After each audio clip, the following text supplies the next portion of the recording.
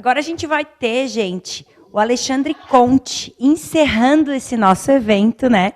Ele é Head de Marketing e Inovação do Grupo Lume. Ele já está online com a gente. Tudo bem, Alexandre? Obrigada, né, por estar participando com a gente. Ana, obrigado pelo convite, obrigado, pessoal, por estar acompanhando até o final. Obrigado pela oportunidade de fazer a amarração final desse evento. Acho que muito conteúdo bacana, muita diversidade de temas, né? Acho que todo mundo sai um pouco mais rico de conhecimento nessa noite. Perfeito, muito obrigada. Tá contigo, então. E o pessoal vai aproveitar com certeza, porque todas as palestras estão sendo com grande conteúdo e agregando muito valor para todos nós. Muito obrigada. Obrigado, Ana. Estou compartilhando minha tela aqui. Acho que você faz aí a mágica de fazer a dancinha do PowerPoint, né, nas telinhas. Gente, eu trouxe aqui uma sequência de slides para ilustrar um pouquinho o nosso bate-papo, tá? E para ilustrar um pouco dois temas que eu tentei condensar numa sequência, para até fazer esse fechamento do que foi esses 2 dias de evento, de encontro, falando um pouquinho de cultura de inovação, tá? E como isso pode propiciar um engajamento e uma disposição dentro das empresas, desde a pequena empresa, da startup, daquela empresa familiar até uma grande multinacional, com orientação a servir bem o cliente, né? Não só apenas no sentido de oferta, no sentido de atendimento, mas colocar o cliente no centro da sua estratégia, né? Que é o conceito do Customer Experience, né? Da gente colocar isso voltado como deveria ser desde o início, né? Se a gente pegar aí os anais do marketing, né? O cliente sempre esteve lá figurando como o primeiro e último ponto de contato de toda uma estratégia de marketing. Mas é bonito, no slide fica fácil de ilustrar, no discurso a gente cria um discurso legal, cria até storytelling, mas e na prática, né? Nada disso funciona se o nosso colaborador não estiver engajado, não estiver disposto a colocar esse conceito na prática. E muitas vezes não é apenas disposição, é conhecimento, é técnica, é instrumento, né? E aí a inovação e uma cultura propícia para isso permite com que isso possa acontecer de fato no dia a dia, né? De ter essa orientação clara e direta para uma boa experiência de alguém dentro de uma loja, na prestação de um serviço, seja num software, seja numa loja de supermercado, numa boutique, né? Numa mecânica, não importa, eu acho que isso é coringa, né? Mas deixa eu começar me apresentando para vocês, né? A Ana já fez uma introdução, hoje eu sou Head de Marketing e Inovação no Grupo Lume, né? Um grupo que tem aí 35 anos, mês que vem a gente faz 36 anos de mercado, começou com a Lume Tecnologia, uma empresa muito voltada para infraestrutura de TI, que através de um processo de inovação veio expandindo unidades de negócio, criando spin-offs, joga para fora, joga para dentro, e construiu aí um combinado de unidades de negócio que hoje tem gestão de pessoas alocadas em clientes, tem desenvolvimento próprio, direto ou em participação com alguns clientes, né? Ou seja, codando mesmo, criando produtos, softwares, tem um braço aí de sustentação a aplicações SAP e todo o braço de tecnologia que vai desde data center, servidor, conectividade de rede, até projetos de IoT, transformação digital de uma forma muito aplicada, né? Estou aqui com vocês como palestrante, né? Eu tenho aí uma vertente muito forte de conhecimento, de compartilhar o pouco que eu fico pesquisando e virando madrugadas aí aprendendo, e também o aprendizado prático, né, de mercado. Então, tem esse vetor de professor, de palestrante, tem um podcast também que eu vou compartilhar com vocês aqui, que pode ser um primeiro conteúdo estendido nesse nosso bate-papo, tá? Mas eu gosto muito de me colocar como um agente de transformação, não necessariamente digital, mas aquele provocador que está constantemente questionando o status quo, que não é uma questão de cargo, de função, mas sim de motivação. Dá para mudar? Dá para fazer diferente? Dá para melhorar? Poxa, mas sempre foi assim. Por quê? E se fosse diferente, né? Então, acho que se a gente tiver condição de provocar no nosso time, dentro das empresas, essas curiosidades, dores novas vão surgir, dores velhas vão achar respostas, e vai que, quem sabe, a gente cria um novo modelo de negócio. Mas não criou um novo modelo de negócio, não tem problema. Muitas vezes a inovação incremental, aquela que é baratinha, fácil, que acontece ali no improviso, pode ser a grande solução para uma empresa se manter competitiva, reduzindo custos, gerando um valor superior para o cliente lá na ponta, tá? Então, compartilho com vocês aqui, para quem quiser, quem gosta dessa cachaçinha chamada podcast, né? Eu sei que o evento também está produzindo uma série de conteúdos no formato. Eu sou suspeito e culpado, né? E como ouvinte há tanto tempo no podcast, eu costumo dizer, é uma questão de tempo para que qualquer um passe a sentar do outro lado do microfone e venha produzir conteúdo aqui, né? Então, aqui eu falo um pouquinho sobre marketing e gestão e faço o convite para vocês ouvirem lá. Peço desculpa pelo primeiro episódio, o segundo, porque como todo projeto inovador, a gente vai na tentativa e erro. Então, hoje eu falo assim, com prazer, o meu pior episódio é o primeiro. Mas eu fui lá, fiz, dei vida para o negócio. E aos poucos a gente foi aperfeiçoando, né? Então, muitas vezes a gente deixa de fazer um projeto que, puxa, não está bom, não está ideal. E ele nunca sai do papel. Passa 10 anos e aquela ideia nunca nasceu. Então, a primeira provocação que eu faço para vocês, seja o que for o projeto, coloca para rodar. O tal do MVP da turma das startups, né, da inovação, pega o básico, feijão com arroz, coloca para rodar, dá vida para isso. E uma vez vivo, a gente se compromete a alimentar. E aí o bichinho vai crescendo, vai encorpando. Eu queria fazer uma introdução rápida com vocês aqui, né? Eu sou um nerd assumido, então trago aí um contexto de Vingadores. Acredito que muitos aí, mesmo os não nerds, já acompanharam aí a jornada da Marvel nos cinemas. E eu faço uma provocação de como nós estávamos alguns anos atrás, antes dessa pandemia, dessa loucura toda, né? Nós estávamos que nem esses dois caras aqui. Grupo de WhatsApp, todo mundo era amigo, almoço de família aos domingos. Só que o que acontece em 2020? O bicho pega, né? A gente teve aí uma grande crise, uma grande incerteza, uma pandemia, uma paura muito grande que tomou conta das pessoas, do mercado. A gente não tinha uma previsibilidade do amanhã, né? Muita gente ficou nervosa, abandona o grupo do WhatsApp, briga com família, briga com o melhor amigo, né? Será que eu continuo no emprego? Não continuo? Demito? Sou demitido? Foi um caos, né? E vem 2021 e a gente fica que nem esses dois aqui, né? Essa cara de caneca. E aí? Vamos voltar para o escritório? Vamos abrir empresa? Agora vai. Não, mas volta para casa. Não, vamos trabalhar no formato híbrido. Puxa, agora passou a onda, vou abrir o e-commerce? Não, mas o e-commerce agora eu investi, agora eu tenho que continuar com ele. Eu vou fechar o e-commerce, vou voltar para a loja física. Não sei, né? Então foi um ano que a gente empurrou com a barriga ali numa falta de previsibilidade de quando acontecer essa retomada. E eu gosto muito desse slide aqui, que representa o que aconteceu em 2022, né? Eu cheguei em 2022 assim, o Thor chegando em Wakanda, né?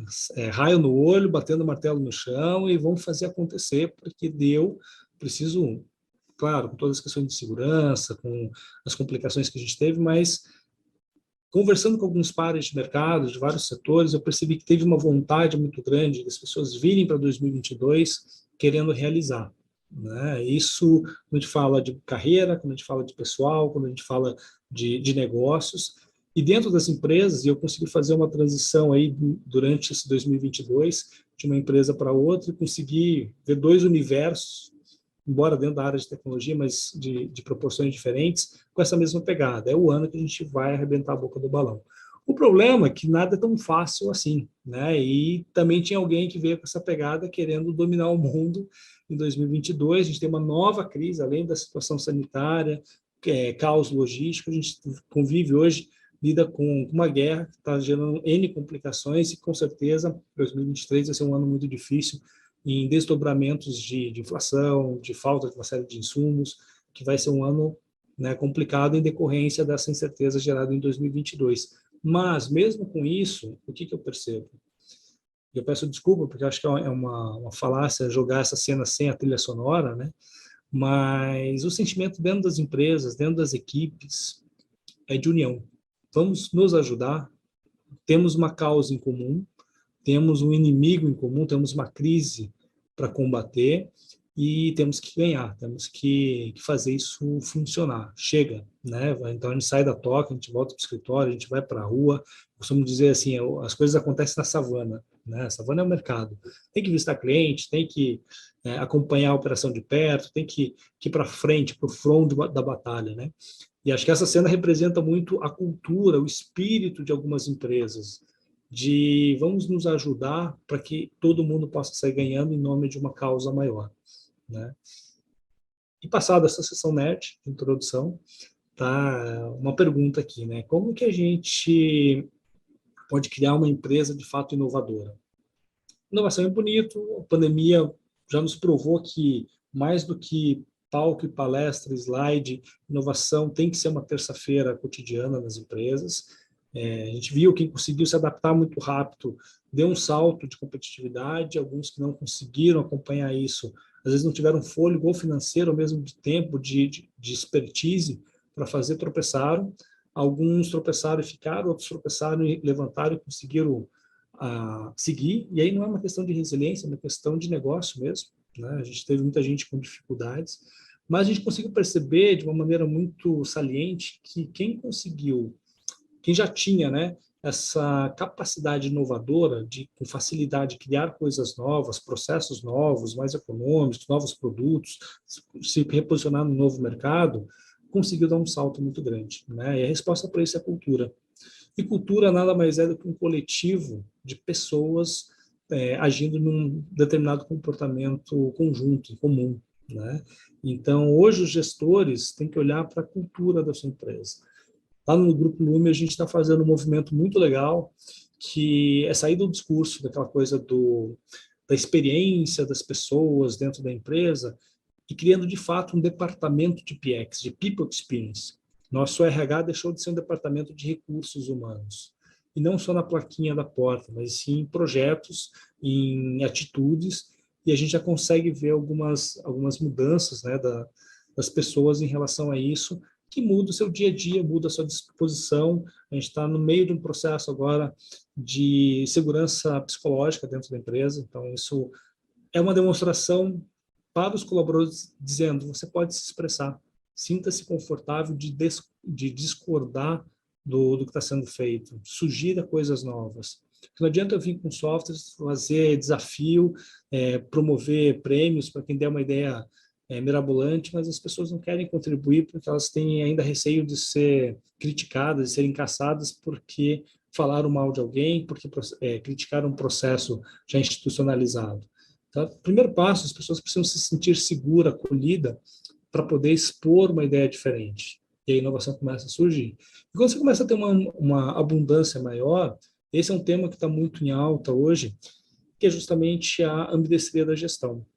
Como que eu concilio o tradicional com o novo? Como que eu aproveito oportunidades de criar uma spin-off, de aproveitar um novo segmento, de embarcar numa tecnologia que me dá oportunidades para alavancar crescimento e tudo mais, sem abandonar o meu tradicional. Vou para um, vou para outro. Diferente da internet, como eu costumo dizer, não precisa ser binário. Pelo contrário, pode ser quântico, né? Pode ser e ou ao mesmo tempo. Então, você pode ser tradicional, pode ser inovador, e tudo isso pode estar dentro de um mesmo conglomerado de empresas, porque você traz uma cultura jovem de uma startup adquirida ou criada para dentro de uma empresa centenária, você coloca isso para funcionar, há um contágio positivo disso, né? E você ganha celeridade para muitos projetos. Muitas vezes, num processo mais engessado de uma grande empresa, demoraria muito tempo. E a velocidade, a flexibilidade de uma startup, de uma equipe de inovação, um time isolado ali, consegue fazer com mais praticidade e você incorpora isso depois no grande, né? Então, essa escolha e esse debate tem que acontecer na mesa, no board das empresas. O dono da empresa, os gestores, os colaboradores precisam discutir. Faz sentido para nós? Como que nós vamos nos posicionar diante disso? E simplesmente tapar o sol com a peneira, a gente já viu que não dá certo, né? Deixa que esse negócio de digitalização vai passar, depois a gente volta para o velho normal, para o novo normal. Não, gente. Tá aí, empresas estão inovando, e se você não fizer, teu concorrente vai fazer antes de você. Tá? Então, primeiro passo, né? Temos que ser curiosos. Sabe aquela história? Não, mas não dá para fazer, nunca foi feito assim, ninguém conseguiu. Se fosse assim, o concorrente estaria fazendo. Se eu falar para vocês que eu conheço um chimpanzé que navega no Instagram, que olha a galeria de fotos, vocês não iriam acreditar, né? Olha aqui do lado, não é montagem, gente, isso aqui é de verdade, tá? Então, assim, será que dá para fazer? Será que dá para melhorar? Eu tenho que ser curioso, tenho que buscar dados, eu tenho que buscar métrica, mensuração do que eu estou fazendo. Ser desconfiado se, de fato, esse número ele é real, ele é factível, se eu posso confiar nele, e, principalmente, ser inconformado. Ok, esse é o resultado que eu obtive, o que eu faço para melhorar? né? Abrir um novo gap, abrir um novo passo de evolução. Eu não consigo fazer isso se eu não tiver pessoas engajadas para isso, né? Então, muito mais e muito antes de pensar em tecnologia, eu preciso pensar nas pessoas. Como eu falei para vocês, nossa empresa, a gente está colocando 100% dos colaboradores para fazerem um processo de imersão, de conversa, de abertura com psicólogos totalmente, não é remoto, como é que a gente chama? Isolado, né? Particular, para que eles se sintam à vontade, se sintam bem, aí depois do trabalho com a liderança, trabalhando feedback, trabalhando incentivos, para que o colaborador possa e queira participar de mudanças na empresa, ele sinta parte disso. E depois eu entro com a ferramenta, né? Depois eu dou condições para ele. Então, basicamente, eu tenho que olhar 3 coisas. Pessoas, se as pessoas não quiserem, e quem é da área de vendas, de marketing aqui, sabe o parto que é trabalhar com CRM. O conceito é antigo pra caramba, as ferramentas são as mais diversas possíveis, tem ótimas ferramentas no trabalho, mas se o indivíduo não for lá e preencher, não alimentar o dado, nada daquilo acontece. Eu preciso que o dado esteja no CRM, então eu tenho que trabalhar as pessoas. Depois eu preciso trabalhar os processos, melhorar os processos, otimizar os processos, fazer com que os processos tenham sentido e as pessoas não apenas conheçam e respeitem, mas queiram seguir o processo e até mesmo sugerir processos novos. E no terceiro momento, eu trago a tecnologia, eu trago o ferramental. Para quê? Porque essas pessoas motivadas, dedicadas, engajadas em mudar, têm instrumentos para trabalhar bem, para poder fazer isso acontecer. Para que esses processos sejam ainda mais eficientes, para que eu possa ganhar ainda mais efetividade no meu trabalho. Tecnologia é ferramental. Eu sei que tecnologia é sexy, a gente gosta de dizer que comprou um software novo, a gente gosta de mostrar um maquinário novo, mas tecnologia por tecnologia é espuma. Eu preciso colocar tecnologia para gerar resultado. E para gerar resultado, eu preciso ter um processo que utilize bem essa tecnologia, utilizando pessoas de alguma forma. Tá? Eu gosto muito dessa frase de Sun Tzu, um pouco filosófica, né? Mas eu consigo traduzir aí para o mundo do mercado de uma maneira bem objetiva, né? Ele fala que cabe ao mais forte a coragem de atacar a si próprio. Isso para um contexto de mercado, de mercados competitivos, eu diria que a empresa líder, que está ali digamos assim, é o produto líder de mercado, ele é o produto a ser batido. Né? Tá todo mundo querendo superar esse produto, não apenas copiando, mas fazendo melhor. Então, se você não tiver coragem de tornar o seu produto, sua vaca leiteira, né, obsoleta, alguém um dia vai fazer. Então, poxa, eu tenho um produto fantástico no mercado, 60% de market share, uma margem incrível, isso aqui vai me dar competitividade? Não, é uma questão de tempo de alguém fazer melhor, ou de mudar um cenário e isso deixar de ser relevante. Então, antes que alguém faça, você precisa deixar seu melhor produto em segundo plano, uma escolha pior. Por quê? Porque o concorrente que está tentando copiar, está tentando superar o teu produto, ele vai ficar não um passo, mas 2 passos atrás. E você novamente abre uma distância na liderança desse mercado. Então tem que ter essa ousadia de querer mudar, sim, o time que está ganhando. Porque time que está ganhando, que não mexe, o jogador cansa. E aí o que acontece? O outro que estava perdendo mudou, colocou jogador melhor, colocou jogador com mais gás, veio, fez mais gol e ganhou o campeonato. Né? Um exemplo bem prático, um pouco antigo, mas muito evidente, do que é uma estratégia de diferenciação e uma estratégia de paridade, que acho que ilustra isso que eu estou falando, de que vem a concorrência e copia. Né? A American Express, alguns anos atrás, isso pré-mundo das maquininhas, né, era um suprassumo. Para você ter uma American Express, você tinha que ter uma renda, um gasto, né, um padrão econômico muito alto. Isso te dava um status. Então, você puxava aquele América para pagar e isso te dava um grande prestígio. Até porque isso não era aceito em qualquer lugar, só nos melhores, nos grandes estabelecimentos. O que era uma vantagem competitiva, era um produto desejável, tinha um empecilho, que era justamente o diferencial da concorrência. A Visa era aceita em qualquer lugar. Né? O nome já vem daí, né? De você ter um passaporte que te abre as portas no mundo. Então, essa diferenciação de ser aceito em qualquer lugar era um ponto fraco da American Express. Desculpa, gente. O que as 2 marcas fizeram? Parearam os seus adversários. Hoje a American Express é aceito em qualquer lugar. virou commodity, né? Tem o seu prestígio ali de marca, mas você vai em qualquer lugar e passa. A Visa também, você passa em qualquer lugar, mas trouxe ali o seu Platinum, o cartão Black, ou seja, ele trouxe uma faixa elitizada que prova uma certa exclusividade. E o que antes era vantagem para os dois, cada um no seu mercado, hoje pasteurizou, né? Ou seja, o concorrente está achando um jeito de copiar e de fazer melhor. Eu culpo muito esse cara aqui, que eu estudei bastante na época de mestrado, né, o Schumpeter, que ele coloca muito a inovação como um elemento de desenvolvimento econômico. Só que isso através de um meio tecnológico. A evolução tecnológica, a inovação que prove uma evolução tecnológica desenvolve a economia. E aí a gente começa a ter um entendimento que inovação é tecnologia. Não necessariamente posso ter simplesmente uma mudança de processo, mas sim a tecnologia é um grande vetor que me facilita ser mais competitivo. Seja em uma pequena empresa, seja em uma grande empresa, seja em um profissional, qual é o meu nível de competitividade no mercado? Em que áreas eu sou excepcional? Em que áreas eu sou mais um? O que eu preciso mudar, inovar no meu perfil, nas minhas habilidades, para me tornar um candidato mais competitivo para uma vaga na empresa ou no setor que eu quero trabalhar? Ou como eu faço meu departamento mudar e entregar resultados melhores? Como meu negócio pode inovar, pode se transformar para continuar competitivo no tempo? Se há algum tempo a gente corria para ficar na frente, hoje a gente corre para ficar no mesmo lugar. E tem que correr mais ainda para poder ganhar uma ou outra posição no mercado, porque cada vez mais o mercado está competitivo. Mas isso não é de hoje, tá? A gente trabalho acadêmico, a gente vê muito nos dias de hoje, né? Eu quero viajar no tempo aí, meio século com vocês, e lá para o início da década de 70. Essa foto aqui está em preto e branco, mas acredite que esses puffs aí eram coloridos, tá?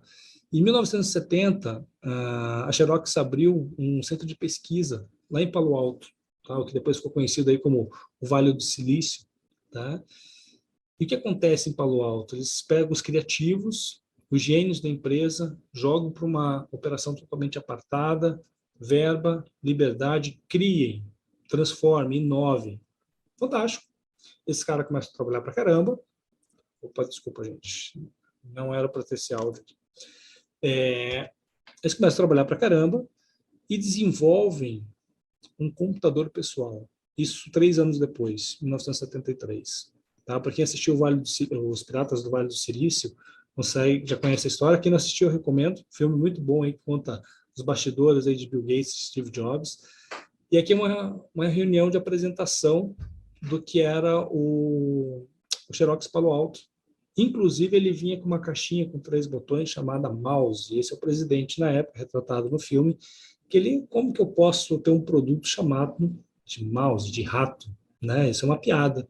E ele simplesmente descontinuou o projeto e não foi para frente. Nesse meio tempo, o Steve Jobs pagou ações da Apple, que ainda valiam muito pouco. Ou seja, para quem recebeu ele foi um ótimo negócio, mas foi um excelente negócio para ele, porque ele foi lá dar uma espiada. O que esses malucos estão fazendo? E aí, 11 anos depois, em 84, surge o Macintosh. Tá? Depois do Apple I, do Apple II, que a gente conhece a história aí dos filmes, dos livros, a gente vem com o Macintosh, que nada mais é do que uma evolução conceitual do antigo Xerox Alto. Só que a Xerox não deu continuidade. Havia um projeto, existia uma cultura, existia um investimento, mas o board, a gestão, não teve a coragem de tomar a decisão e absorver essa inovação. Anos depois, né, a Xerox foi comprada aí pela Fuji por 6 bilhões, e aqui em 2019 a gente tem uma avaliação aí de quanto estava valendo a Apple. Claro que já subiu, já... Opa! Espera aí, gente, fugiu a tela para mim aqui. Estão vendo minha tela?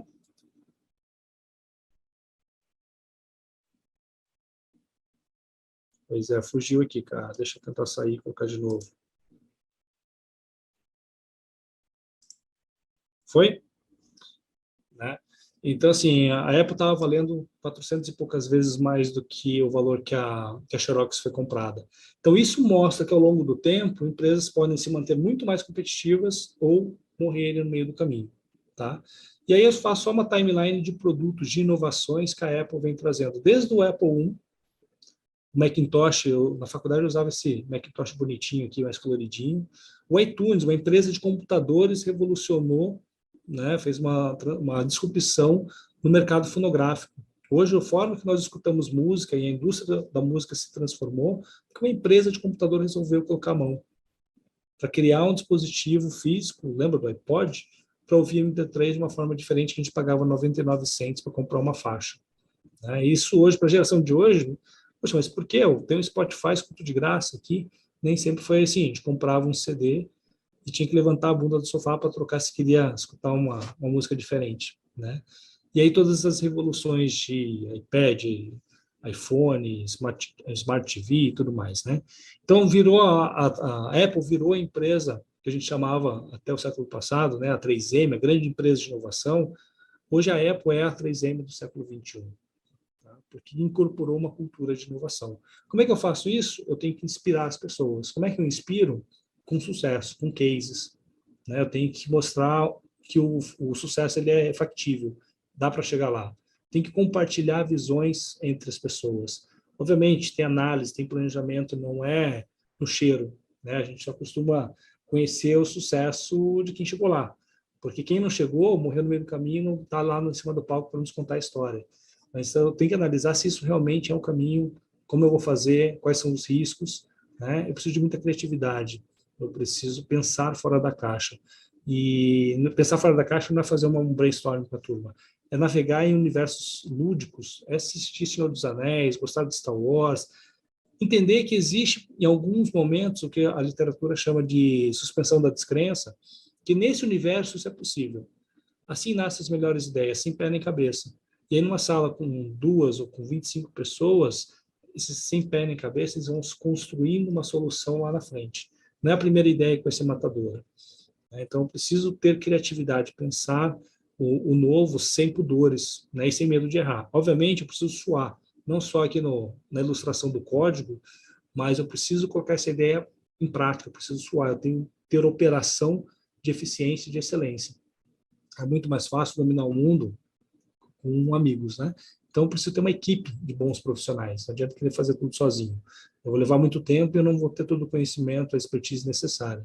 Com o time certo, com bons colaboradores, eu consigo chegar no sucesso. E pega isso que está numa linha e faz um círculo agora, né? Então, esse sucesso vira inspiração para um novo time, um novo projeto, um novo estágio, uma nova temporada aí de inovação dentro da empresa, tá?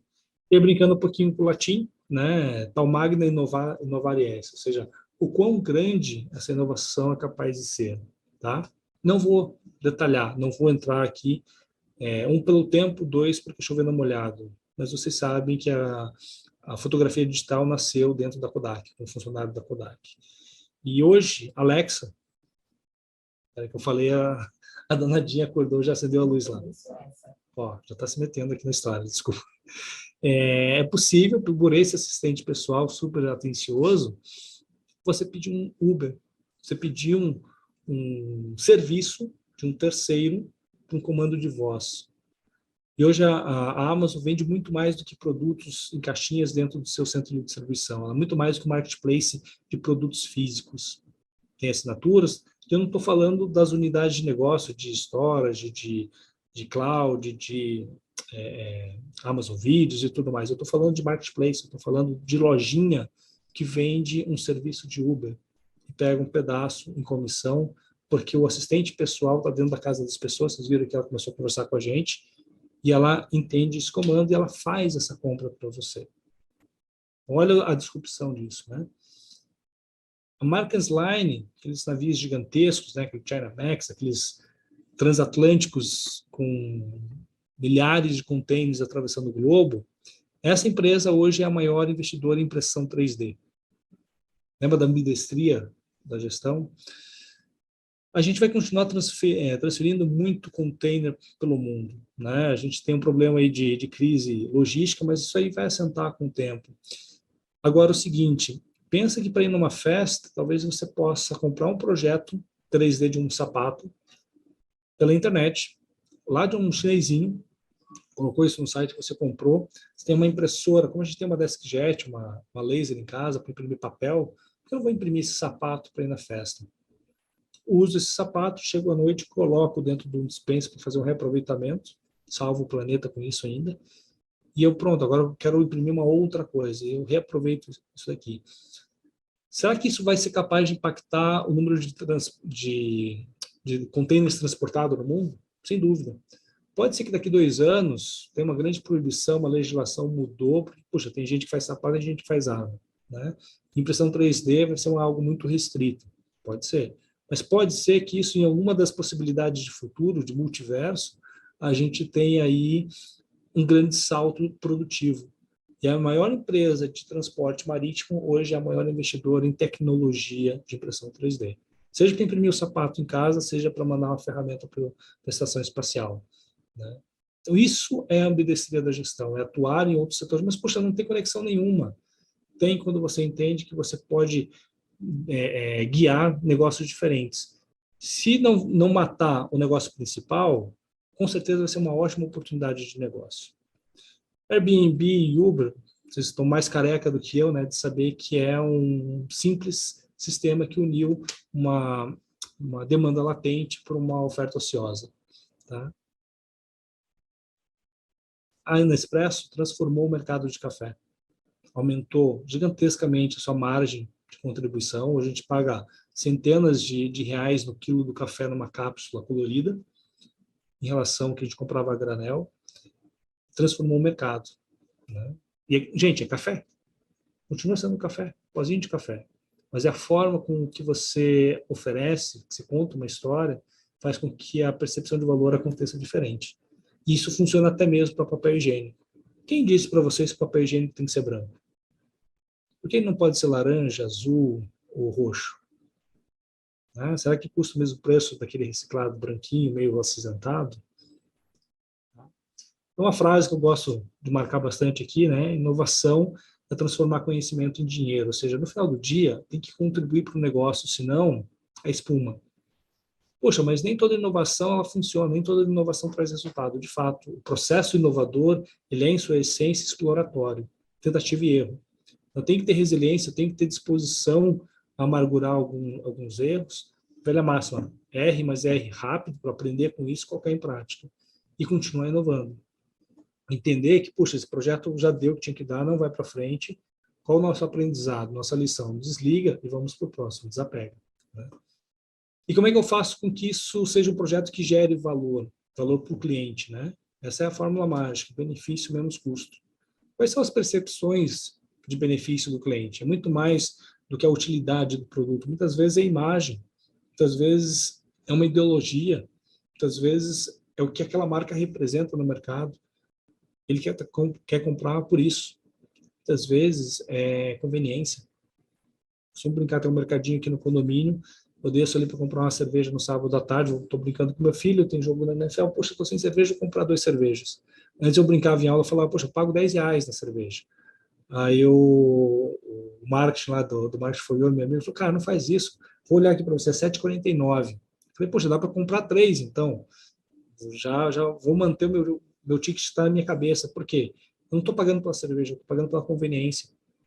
Eu não estou sensível a preço.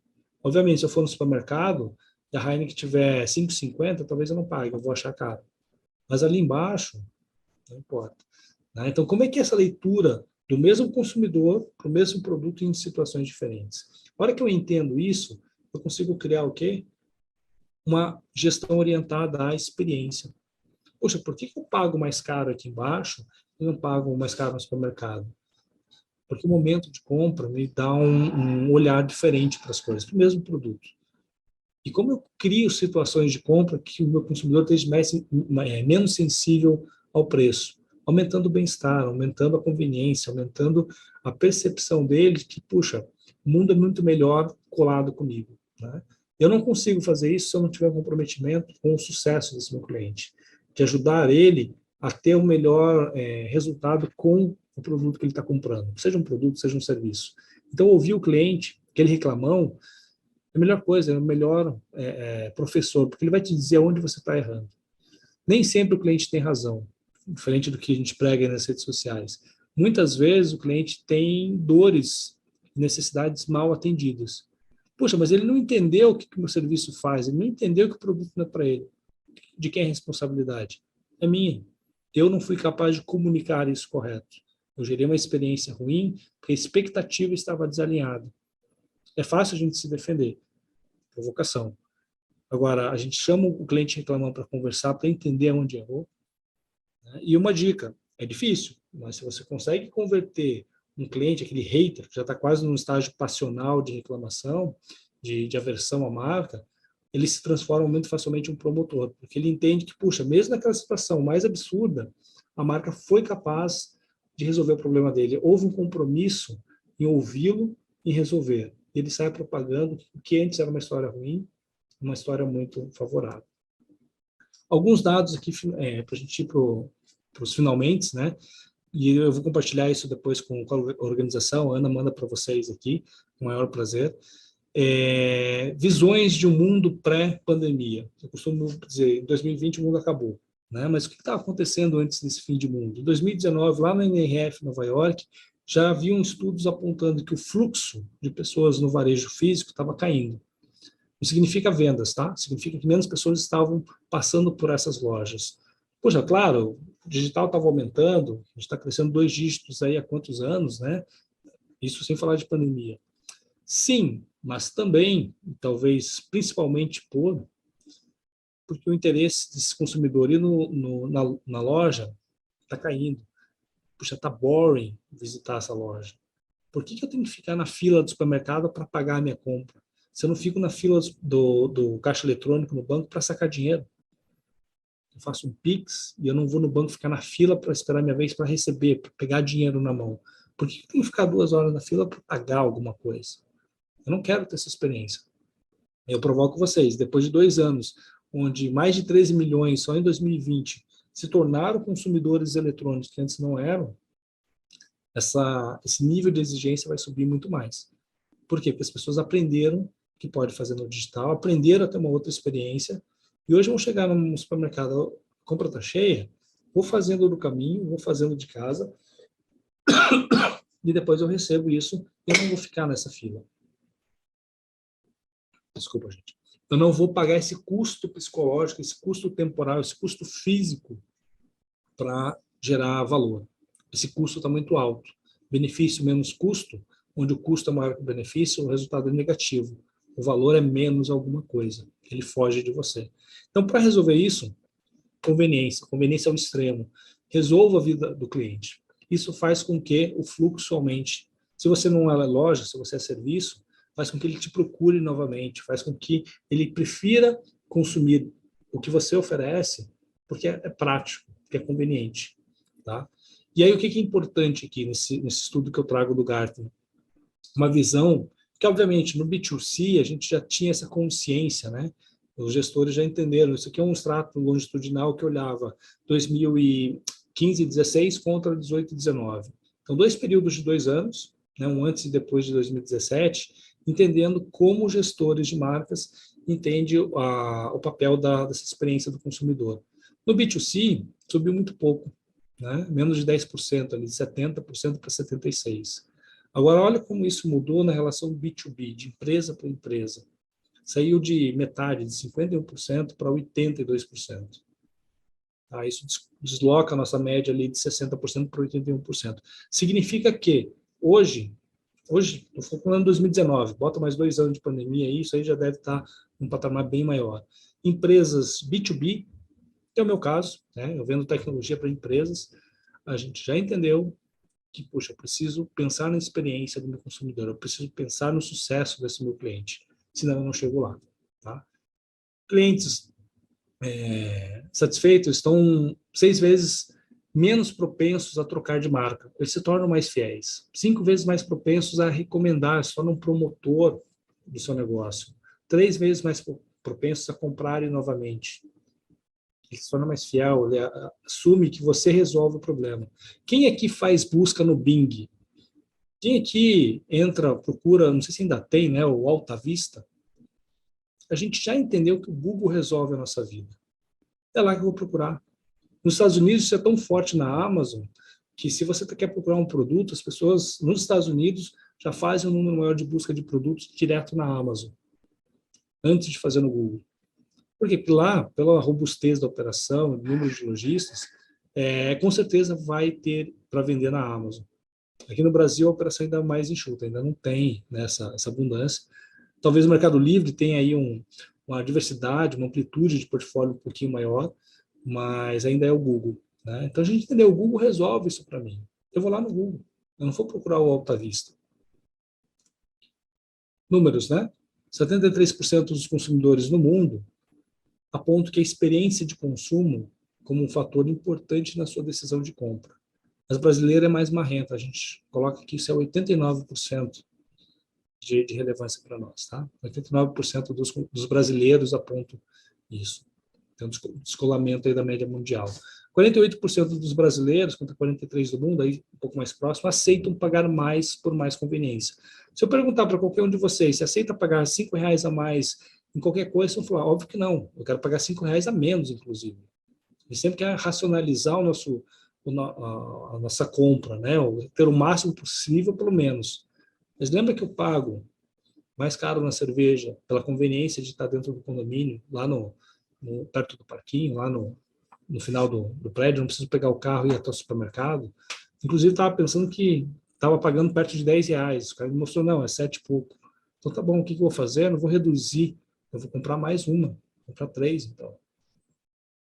Sim, a gente paga mais quando a gente entende que existe uma excelência na operação, que existe uma conveniência, tá? Alguns fatores aqui, vou deixar como ilustração o material de vocês, né, de quais são os principais fatores que levam as pessoas para fora da loja, que afastam ela de uma operação. Se pegar os top 5, os top 6 aqui, você vai ver que está muito ligado a atendimento, a experiência, a relacionamento, a interação direta com o consumidor. Tá? Então, resolva meus problemas e eu lhe serei fiel. Isso todo cliente está gritando quando ele entra pela primeira vez no seu negócio. Seja o que for. Ele quer que você resolva o problema dele. Se você resolver, cara, você ganhou um aliado. Para trazer um exemplo muito bacana, tá aqui o link, vai ficar o link no PDF com o conteúdo estendido para vocês, o site da Anywhere, da Domino's Anywhere. Como que você pode pedir uma pizza? A Domino's já deixou de ser uma pizzaria há muito tempo, é uma empresa de tecnologia que vende pizza. Faz pesquisas aí de robozinhos, de carro autônomo para fazer entrega, drone e tudo mais. Hoje você tem um comando de voz para o assistente pessoal, você tem um aplicativo de celular com um único botão que você configura qual é a sua pizza favorita, cadastra o cartão, já está tudo acertado. Você aperta uma única vez, ele abre o aplicativo, faz o pedido, já sabe o seu cartão, já sabe o seu endereço, já sabe o pedido, a configuração da pizza, solicita e fecha. Vai seguir a vida, cara. Vai abraçar teu filho, vai assistir o jogo. Você está assistindo o jogo, quer pedir pela televisão? Tem embarcado no software da televisão também. Você quer escolher o cardápio, quer escolher o número de pizza, quer pedir o pedido recorrente, o que você sempre pede. Em um clique você faz o pedido e continua assistindo o jogo. Isso é pensar no sucesso do cliente. Eu não quero escolher o sabor da pizza, eu quero assistir o jogo. Clica ali. Se eu clicar 2 vezes, eu pedi 2 pizzas iguais. Pronto, resolvi. Conveniência, conveniência, conveniência. Tá? De novo, como é que eu faço isso? Pessoas. Muito antes de tecnologia. Eu preciso colocar gente certa no lugar certo, criar uma empresa de função e não de cargos, tá? E criar sonhos e propósitos compartilhados, que as pessoas queiram que a empresa tenha sucesso para poder ter o seu próprio sucesso, tá? Algumas missões aqui do que uma loja tem que fazer, tem que trazer os primeiros clientes, os primeiros a adotar isso, gerar uma percepção superior de valor, reconhecer, promover e fidelizar os clientes, medir a sua satisfação periodicamente, não é de vez em quando, tem que ser de vez em sempre, né? E sempre estar explorando novidades e novas possibilidades. Desafio vocês a começarem hoje, né? Bota aí a casca de nós na cabeça, vamos encarar, porque aí o foguete sobe, aí a gente tem resultado, aí a coisa fica bonita, porque a gente transformou a inovação em resultado, em negócio, em dinheiro, tá? Deixo mais uma vez para vocês aí o podcast, para vocês acompanharem alguns episódios que eu discuto um pouquinho sobre isso, e deixo também aqui, né, minhas redes sociais, @Alexandre Conte, sou muito mais ativo aí no LinkedIn, um pouquinho mais no Instagram, tá? Mas estou nas outras também, e algumas marcas que eu represento, faculdades que eu dou aula, né, marca pessoal e tudo mais. E depois eu passo essa apresentação direto para vocês. Mas quem quiser fazer a avaliação, tem aí também o QR Code, ou seja, vamos colocar em prática, vamos medir periodicamente essa qualidade. Certo, gente? Tocada meio rápida, finalzinho de noite aí. Queria agradecer imensamente a presença de todos, principalmente quem ficou até o final, tá? E fazer esse fechamento, essa amarração. Não sei se a Ana quer fazer aí uma última chamada. Pessoal, obrigado mais uma vez, obrigado à organização, parabéns pela organização, parabéns pela curadoria, conteúdo muito rico, né? Eu acompanhei nos 2 dias, hoje eu cheguei um pouquinho mais tarde não peguei as primeiras palestras, mas ontem eu assisti na íntegra. O Gabriel fez o fechamento da noite ontem também, colega aqui da DVB do Paraná. Gente, muita gente boa, muito conteúdo provocante, muito conhecimento, muita coisas, né, que mexe com a gente, provoca um comportamento diferente. E acho que é isso que a gente precisa, né, seja no remoto, seja no digital, é parar um pouquinho para respirar e se alimentar. Né? Isso a gente acorda amanhã inspirado, com novas ideias, e colocar para funcionar. Como eu falei para vocês ali, o projeto do podcast foi um desse. Tem que nascer, tem que começar. Começando, a gente vai alimentando o bichinho ao longo do tempo, vai ganhando musculatura, vai ficando maior. Tá? Então, comecem o que vocês têm de novidade, de inovação, de projetos, de cultura, provoquem para que isso possa acontecer. Deixo aí mais uma vez minhas redes sociais, @AlexandreConte, me sigam lá, mandem mensagem. Teve gente que já me mandou antes do evento, já mandou um oizinho lá também, já começou a conversar, e fico à disposição. Esse foi o Next Marketing, impulsionando os negócios e fortalecendo a economia. Espero que vocês tenham gostado tanto quanto a gente. E eu estou aqui com o diretor do evento, Jorge, e com o nosso presidente, Clayton, que também querem agradecer a presença de todos vocês. Obrigado, Ana. Em primeiro lugar, eu queria agradecer a todos os participantes, os palestrantes que estiveram aqui, presencialmente, online. Muito obrigado. Espero vocês numa próxima oportunidade. E todas as pessoas que participaram de alguma forma online assistindo o nosso evento, muito obrigado e até o ano que vem. Muito obrigado pela participação de todos. O propósito da DVB é justamente esse, promover as áreas de marketing e vendas, ajudar o crescimento das organizações, e isso só acontece quando a gente consegue realizar eventos como esse, levando conhecimento para todos que participaram do evento, e principalmente gostaria de agradecer a todos os palestrantes que se doaram e estiveram aqui conosco, entregando seu conhecimento para que a gente pudesse contribuir para o mercado, conhecimento das organizações e principalmente para que a gente possa contribuir ainda mais para que a área de marketing e vendas seja protagonista nos negócios. Muito obrigado a todos.